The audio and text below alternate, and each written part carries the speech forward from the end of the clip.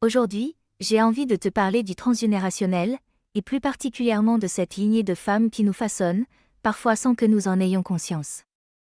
Dans les familles matriarcales, beaucoup passe par les femmes. La force, l'amour, mais aussi les peurs, les silences, les blessures qu'on n'a jamais pu nommer.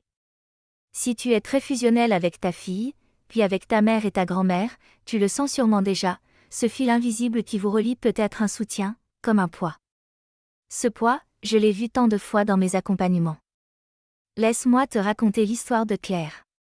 Elle m'expliquait. Zara, je me sens écrasée. Comme si je portais quelque chose d'immense, mais je ne sais pas quoi.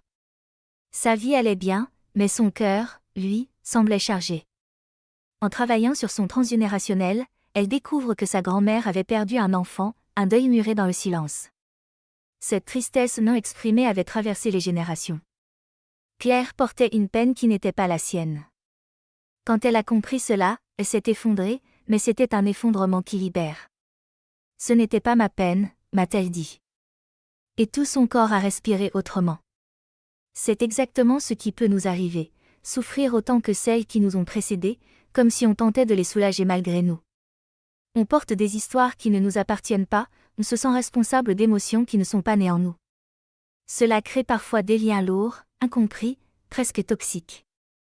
Travailler sur le transgénérationnel, ce n'est pas couper les liens. C'est pacifier. C'est transformer la loyauté invisible en amour conscient. C'est transmettre le bon, et se libérer de céder qui ne nous appartient pas. Et si, en lisant ces lignes, quelque chose en toi a vibré, un frisson, un écho, une résistance, alors c'est peut-être le bon moment pour commencer ce chemin. Je suis là pour t'accompagner.